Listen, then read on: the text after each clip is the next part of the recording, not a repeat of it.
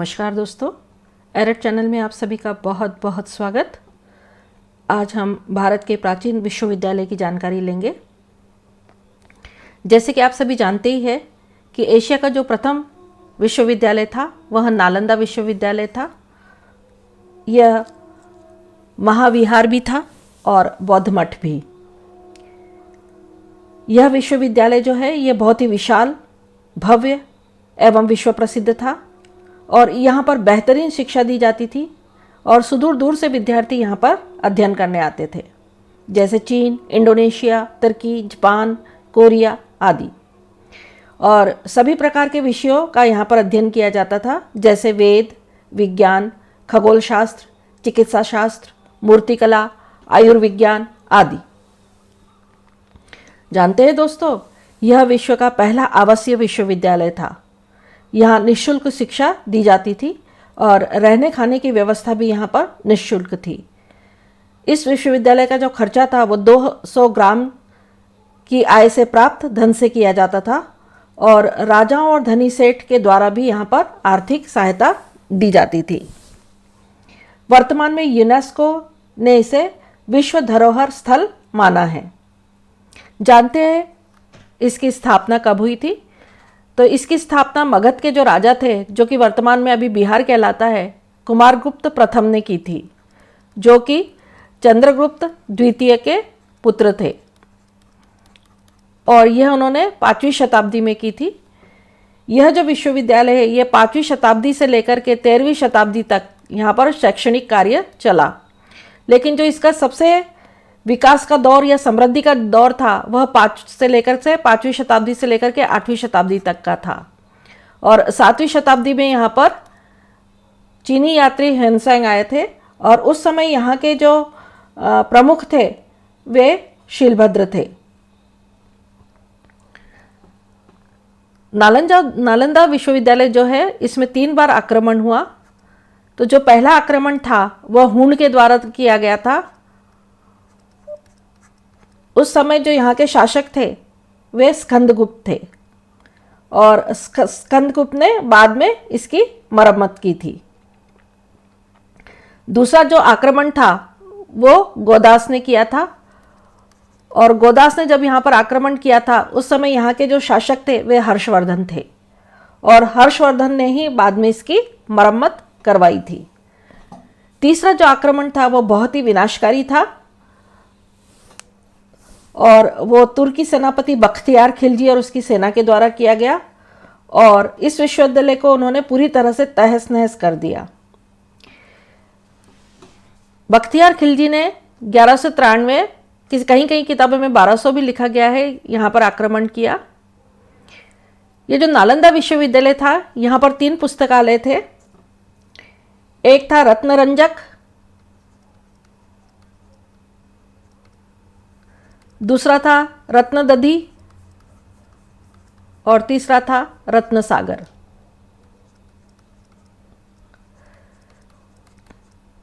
जो केंद्रीय पुस्तकालय था वह रत्नदधि में था, जो कि 9 मंजिला था और कहा जाता है कि यहाँ पर 3 लाख किताबें थी और करीब यहाँ पर 9 मिलियन पांडुलिपि थी। अब यहाँ पर इस सवाल ये उठता है कि खिलजी ने आखिर इसे नष्ट क्यों किया। तो इसके पीछे ऐसा माना जाता है कि बख्तियार जो खिलजी थे उन्होंने उत्तर भारत के बौद्ध द्वारा शासित कुछ क्षेत्र पर अपना कब्जा कर लिया था। एक बार जब वो काफ़ी बीमार हुए तो उन्होंने हकीमों से अपना इलाज करवाया पर वे ठीक नहीं हुए। तब उन्हें किसी ने सलाह दी कि वे नालंदा विश्वविद्यालय के आयुर्वेद विभाग के प्रमुख आचार्य राहुल श्रीभद्र से इलाज करवाए, लेकिन वे इस बात से राज़ी नहीं थे क्योंकि उन्हें ये लगा कि भारतीय हकीमों से ज़्यादा वे खुद के हकीमों पर ज़्यादा विश्वास करते थे। लेकिन जब वे मरणासन्न स्थिति में पहुंच गए तो अपनी जान बचाने के लिए उन्होंने नालंदा के आयुर्वेद प्रमुख राहुल श्रीभद्र जी को बुलाया और बड़ी अजीब सी शर्त उनके सामने रखी कि वे बिना दवा यानी औषधि के उन्हें ठीक कर दे। उनकी ये शर्त श्रीभद्र जी ने मान ली और कुछ दिन बाद वे कुरान लेकर उनके पास पहुँचे और उन्होंने कहा कि आप कुरान के कुछ पृष्ठ संख्या है ये वाले पढ़ लीजिए तो आप स्वस्थ हो जाएंगे। खिलजी ने उन पृष्ठों को पढ़ा और वे ठीक हो गए, स्वस्थ हो गए। दरअसल में क्या था कि श्रीभद्र जी ने उन पृष्ठों पर औषधि का लेप लगा दिया था और खिलजी उन पृष्ठों को थूक लगी उंगली से पलटते थे। इस वजह से वो औषधि रोज उनके भीतर जाने लगी, जिससे वे स्वस्थ हो गए। ईर्ष्यावश खिलजी ने नालंदा के पुस्तकालय में आग लगा दी। ऐसा कहा जाता है कि आग लगने के बाद वह पुस्तकालय 3 दिन तक जलता था, यानी इतना विशाल पुस्तकालय था कि 3 दिन उसे नष्ट करने में लग गए।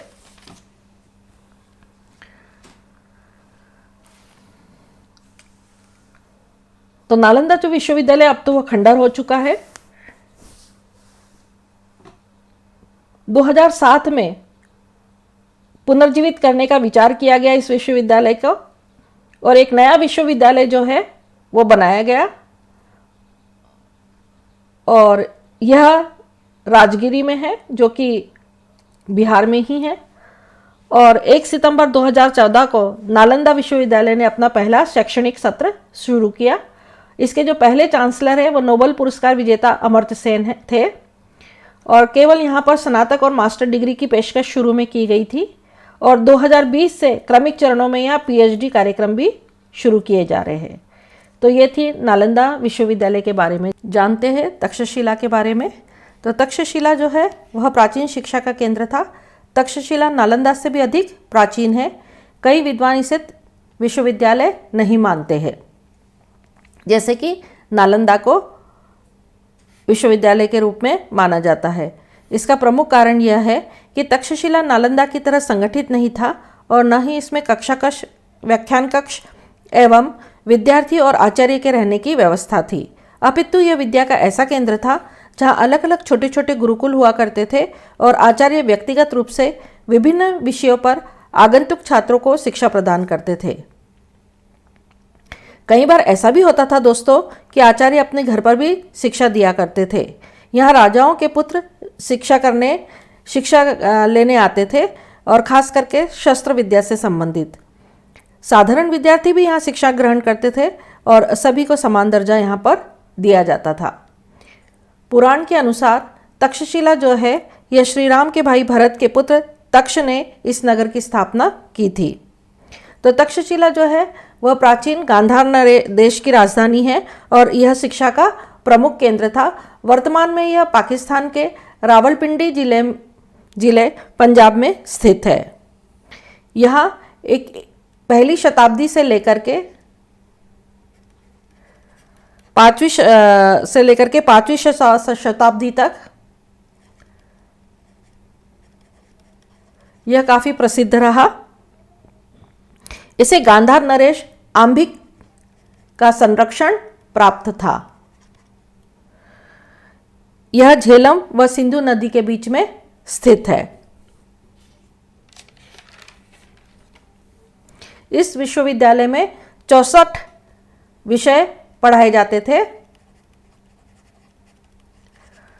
जिनमें राजनीति, शास्त्र विद्या, आयुर्वेद, विधि शास्त्र, चिकित्सा शास्त्र प्रमुख थे। तक्षशिला आयुर्वेद विज्ञान का केंद्र था और यहाँ शल्य चिकित्सा यानी ऑपरेशन किए जाते थे। उस समय मस्तिष्क के भीतर एवं अंतड़ियों के ऑपरेशन यहाँ पर किए जाते थे और असाध्य रोगों का इलाज यहाँ दुर्लभ जड़ी बूटियों से किया जाता था। महान राजनीतिज्ञ चाणक्य जो है वह इसी विश्वविद्यालय में अध्ययन करते थे और आगे जाकर के वो इस विश्वविद्यालय के आचार्य भी बने। इसी तरीके से सुश्रुत, चरक,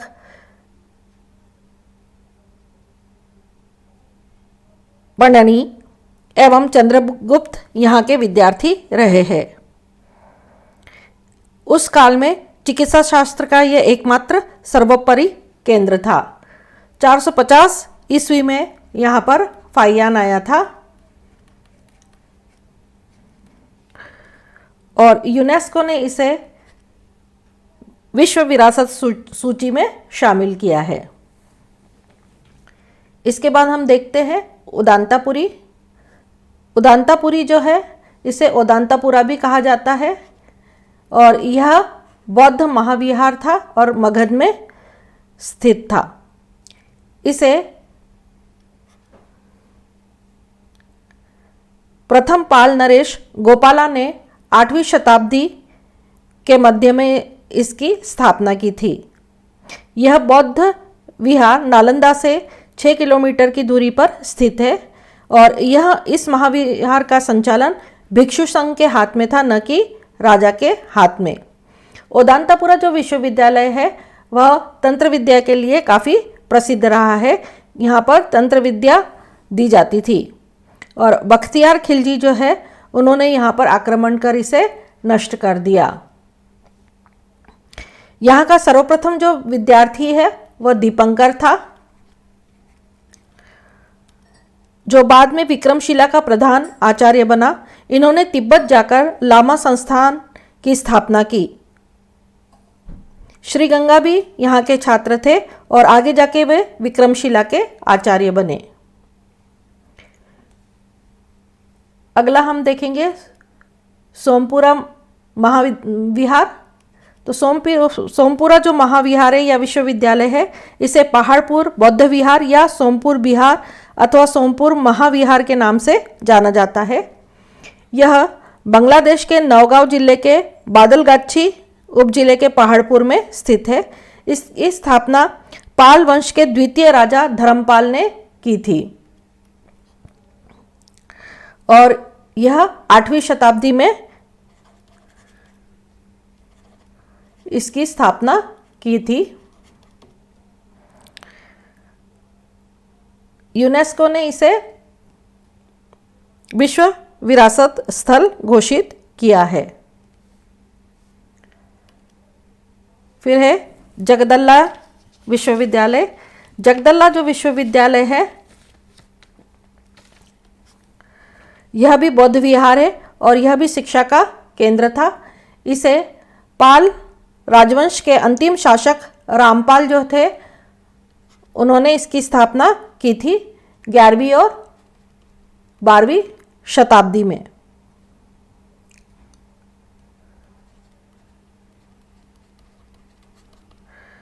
ऐतिहासिक रूप से यह बांग्लादेश के वरेंद्र क्षेत्र के अंतर्गत आता है और भारतीय सीमा के पास पहाड़पुर के निकट है। बख्तियार खिलजी ने इसे आक्रमण कर नष्ट कर दिया था। फिर आते हैं हम विक्रमशिला। विक्रमशिला जो है यह भी शिक्षा का प्रमुख केंद्र था। इसकी स्थापना भी पाल नरेश धर्मपाल ने की थी 8वीं शताब्दी के अंत में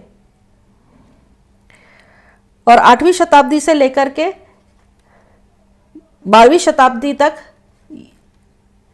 यह शिक्षा का प्रसिद्ध केंद्र रहा है। वर्तमान में यह बिहार के भागलपुर जिले में स्थित अंतिचक नाम के गांव में स्थित है। अंतिसा दीपंकर उदांतापुरी विश्वविद्यालय के छात्र थे। फिर आते हैं हम वल्लभी। वल्लभी जो है यह गुजरात के सौराष्ट्र में स्थित है। भावनगर के निकट एक प्राचीन नगर है। यह प्राचीन मैत्रक राजवंश की राजधानी है और इसकी स्थापना मैत्रक वंश के सेनापति भट्टारक ने की थी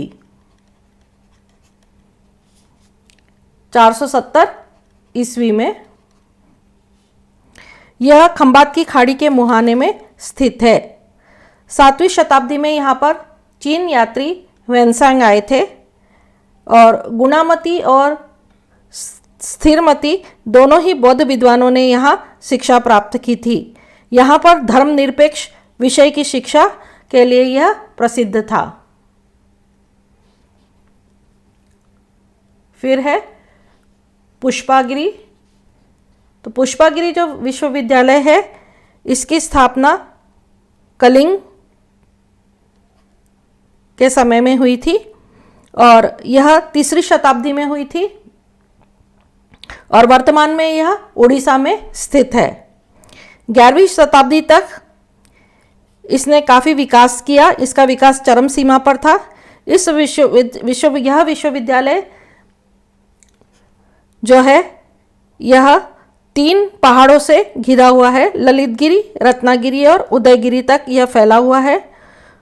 कुछ विद्वानों का मानना है कि इस विश्वविद्यालय की स्थापना सम्राट अशोक ने की थी। तो ये थी जानकारी भारत के कुछ प्राचीन विश्वविद्यालय के बारे में। आगे के वीडियो में हम नए विषय के साथ आएंगे। तब तक के लिए नमस्कार। हमारे चैनल को लाइक करें, सब्सक्राइब करें और शेयर करें। धन्यवाद। आचार्य अंतिसा दीपंकर यहाँ के कुलपति थे। जानकारी